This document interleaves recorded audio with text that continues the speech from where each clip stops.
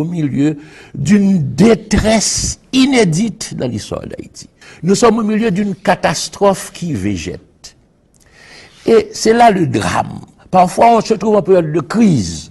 Mais on se dit, bon, la crise est passagère. C'est un moment aigu de détresse, de souffrance, mais immédiatement, une intervention de choc permet de rétablir le malade et de lui rétablir sa santé.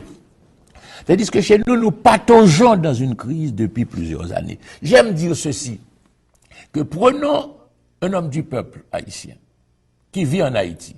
Si nous ne changeons pas les conditions pour ce peuple, parce que c'est ça l'objectif fondamental de notre combat, changer la vie de ce peuple. Mais si nous ne changeons pas la vie de ce peuple, tant que nous ne changeons pas la vie, quel est l'espoir, quel est l'horizon de cet homme du peuple en Haïti? Il ne pourra jamais avoir un réfrigérateur dans sa maison. Il mourra sans avoir un réfrigérateur dans sa maison. Il ne pourra jamais avoir une voiture. Il ne pourra jamais avoir un appareil ordinaire pour jouer des disques, un fil, etc. Des choses qui sont absolument banales, à la portée de n'importe quel ouvrier dans une société moderne. Chez nous, c'est un interdit.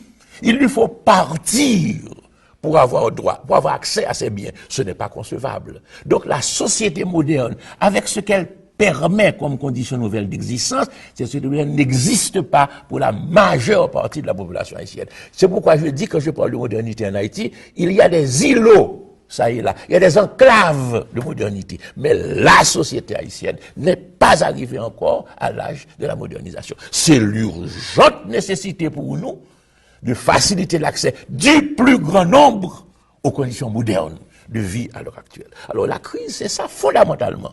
C'est le fait que la majeure partie de la population n'a pas accès aux conditions décentes, modernes de vie humaine. Nous sommes au niveau de la pauvreté, au niveau, je veux dire, en dessous du niveau de la pauvreté absolue, c'est-à-dire le coût de l'homme chez nous n'est pas assuré.